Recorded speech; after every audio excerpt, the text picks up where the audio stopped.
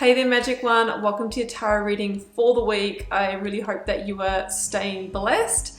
I've just called in to say a big hi and to let you know what I've been working on. I'm actually currently chipping away at the March monthly tarot readings. Yes, chipping away because it does take a lot of time. So I'll be releasing them across the next 2 or 3 weeks, hopefully 2. So keep an eye out for your sign.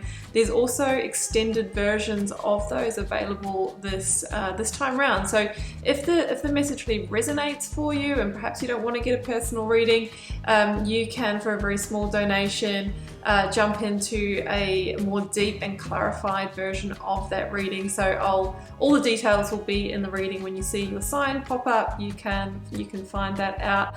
If you do want a personal reading or healing, I am available for those, and you'll find the link to my website down below where you can arrange that. The doors are always open to the initiation. That is my immersive Learn Tarot journey. Should you want to really learn to connect more deeply with your own intuition and guide yourself, I'd love to take you on that journey with me. But for now, I am wishing you a week of love and magic. Thanks for joining me for your reading. Let's head across now.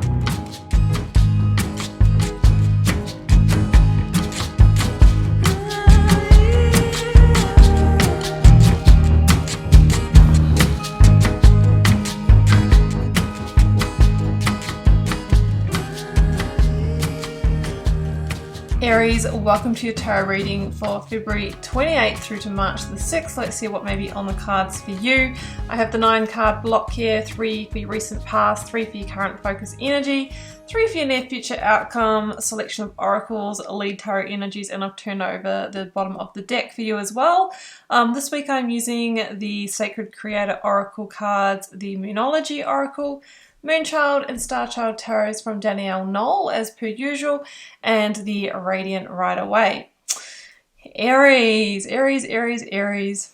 Look at the cards. The Empress is sitting proudly at the center of the reading, and doesn't she always show up for us? I mean, I'm an Aries as well. I watch a lot of tarot readings on YouTube, obviously, and of course I'm doing so many readings myself, and there is one common thread in the Aries reading. You know, more or less every single time the Empress shows up. Yeah, there's the odd week that she doesn't come out, but I don't know, it's your divine counterpart. You are the Emperor, and the Empress is here, this beautiful energy of creation, of making things happen. So I love that. We've also got your Moonology cards, so you're tuning all over this here, Aries. Let's jump in. The Sacred Creator cards, I have got Collaboration of Souls here. And I mean, Knight of Cups is here. There's somebody coming in here this week to offer you something, or in the near future. Now, it could be in love, it could be in business. I'm not necessarily calling it either way, but with 1, 2, 3, 4, 5, 6 different cards here, this is about happiness and fulfillment on an emotional level, and someone's bringing you a piece that's just going to make you feel like, you know, your cup is overflowing. The next one out was Stop, Drop and Ground, and when this card came out, Aries, I was like, no, but we're Aries, we just want to keep on going, we just want to keep on taking action. And I thought, oh no, we're going to be asked to slow down this week. And then the Moonology card said it's time to take action. So I'm putting this together and saying that we need to take grounded action, okay? You know, yes, we are full of fire, but we sometimes need to stop and pause and, you know, really calmly think things through, feel things through before we actually do act, okay? But we are taking action this week. Now, the lead tarot energy was the 7 of Swords, and I was like, I really wanted a little bit more info, so I drew a second one and I got the 5 of Swords. So yeah, it really verified for me that the 7 of Swords is the right energy. This is a really challenging energy, and I really think it relates to where you're coming from here, Aries. The 5 of Swords is kind of a conflicting situation, either a situation of conflict, involving conflict, or feeling very conflicted, maybe about moving away from a situation that hasn't been emotionally satisfying. Generally with the 5 of Swords, there's no real winners, and it's really about just knowing when is the right time to go. When is the right time to stop fighting for this, because, you know, it's actually coming at the cost, 7 of Swords, of of myself, my happiness, maybe my own creative ventures. I feel like there's been a sabotage, like a self-sabotage to stay in the situation for as long as you have. And the Seven of Swords can be about betrayal or deception of the self, but maybe you're actually dealing with somebody who has those qualities, and you know the cards are saying, well, you know, it's a lose-lose situation. It's time to get going and go out on your own. Nine of Pentacles, and that's when you're going to shine the most brightly and attract in, you know, the new energy that is coming, that is in alignment for you. So Aries, we're coming from Eight of Cups, Death, and Nine of Cups.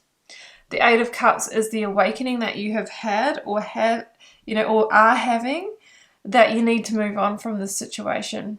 You've had a certain amount of fulfillment and happiness there, yes, but you have really awoken to the fact that it's not your happy ever after, right? It's not cutting it. There's a piece missing and you can't complete the picture here. Now, this is for most of you in relationships. I am feeling with all the cups energy, but it doesn't mean to say that it's not in your career, and you're awakening to the fact that, yeah, you might have abundance and money and, you know, leadership and all of that, but you don't have happiness, contentment, satisfaction, and fulfillment. So you're following that intuition, I feel, and it's saying it's time to take action.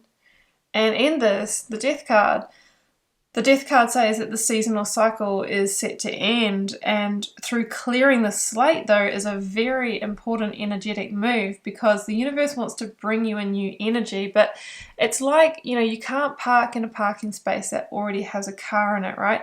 The universe won't often send you the energy until you create the space and the opening for it.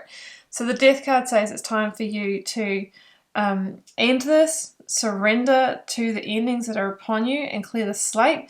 And that's what's going to bring in the sun energy, right? Positive new chapter. It's also so interesting with the cards that are here, Aries. I mean, the Eight of Cups, we see the missing piece, right? And I always say the person in the Eight of Cups makes the decision to move on, to find the Ninth Cup, which is the cup of wish fulfillment. Now, not only do we have that missing piece down here at the end of the reading, but we have the Nine of Cups here as the foreshadowing to say, well, on the other side of the ending is the Ninth Cup, the wish fulfillment, your hopes, dreams, wishes, and desires really becoming a reality in the 3D realm. So it's a no-brainer. It almost feels like a no-brainer, right? It's time to take action. Stay grounded. There's a new collaboration of souls coming that's going to be far more positive for you. So current of focus energy, we've got Four of Cups, Three of Cups, Empress at the center. Yeah, I think the Four of Cups kind of shows like where you are at the moment as well, stepping into this week, and it's an energy of dissatisfaction and disconnection. So for example, you might have left this situation and you're kind of sitting going, well, what now? No, nothing's happening. Sometimes we have a little calm after the storm, a little lull where there's no action. It could be that you are still in this situation and you are emotionally disconnected and kind of contemplating, you know, the taking of the action to end this, right? Somebody from that situation could be trying to entice you to stay, making you offers, making apologies, but it feels like you are said and done. You know, you're not having it. You've already got one foot out the door, and it feels like you are just biding your time really until it's the right time to leave. What is so interesting is that the Three Cups down here, I always say this is the dream of the Empress. It's like you've gotten very, very clear on what you do want. So that's why the situation, it just isn't that, right? It's just not cutting it every time it comes in. It's like, no, I'm really going after the Empress. And she's here, right? That's the three. She's three in the major arcana. We've got the three raised cups here. It's kind of saying, well, you're going to get it. So don't give up hope. It's time to take action and free yourself up for the Empress. Now, at the center of the reading, Aries, she is this amazing omen of creation, new possibilities, and she says it's the decisions you make now, the actions you take now, and the seeds you plant now that will determine what grows for you in the next spiritual season, okay? She is also the embodiment of the divine feminine. Now, Aries, we are a masculine sign, right? Whether we're male, female, or whatever gender we identify as, we are a masculine sign, and that just means that we are more comfortable pushing our energy out into the world and doing, right? More achievement focused. We go out, we get it done. The divine feminine is involved with being rather than doing, surrender rather than action, unfolding, and a little bit of that kind of divine feminine chaos, to be honest. So it's really asking us to take the action, set new intentions from that clear space, but then just allow things to happen, okay? Don't push too much. It's going to come in just from that magnetizing, just from that process. So we're embracing our divine feminine a bit more this week. We're going to spend more time oh gosh, my Aries is like just right there going, no, I want to do. Being. How about that? Now we can do being by spending time in nature. We can meditate more. We can do things like, dance or cook or play a musical instrument or whatever makes you feel in a flow state, right? We really want to disconnect from that intellectual energy. That's going to really help you. Now, the Three of Cups here, again, is this, for me, saying that you are actually going to be celebrating this ending. And it's also the indication that I talked about. The new seeds that you are planting are going to thrive in the next spiritual season. There is a real sense of, collaboration of souls. It could be that after the situation, because it might have happened a little while ago, this ending, you might be out celebrating, you might be having fun, you might be in more joy with your friends. And that is a high vibrational energy that often has us bring in someone new, or a new offer or a new opportunity. It doesn't have to be for love. So I feel that maybe it's going to happen when you are out and about having fun. So keep that in mind, Aries. Okay, outcome. We have got strength. That is Leo energy. We have Pisces energy with the Knight of Cups. And we have the beautiful Ace of Cups here for you. Just looking at our numerology here, we have 9-9. We have 3-3 with an indication of 3, and we have 8-8. So all really powerful numbers. The 3 is that energy of creation and that your ascended masters are working with you, guiding you this week. The 8 is about mastery and power, and through that we welcome abundance into our lives. And the 9 is this energy of being really, really close to something coming into fruition if we work with the energy. And that's what I'm seeing here. So strength and courage here with the strength card says that,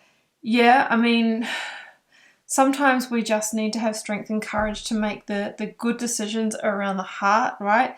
Leo rules the heart and the spine. Sometimes we need to have the strength and courage and that have the backbone to make the decisions that are best for the heart. That really has us unlock another level of potential in our lives. We have to battle our ego. I think this relates to us a bit more than other signs, Aries, and I can say that because I'm one as well. It's like, the ego gets in the way sometimes, right? Sometimes we want to make our decisions based on, what looks best to others, or, our own kind of fears and limitations can come up. We really need to not buy into that, and we really need to be able to bring that under control and soothe it, because you're needing to access that higher self, right? That's when spirit and source can connect with us. When we're in that divine feminine, when we unfold and surrender and meditate, we get that guidance, right? And we soften, and that's when our energy changes. And that's often when this energy comes in, okay? Knight of Cups and Ace of Cups. This is some kind of opportunity coming in. The Knight of Cups can be an offer, an invitation. Could be an invitation to an event where you're going to meet someone that's an important connection for you, Aries. So say yes.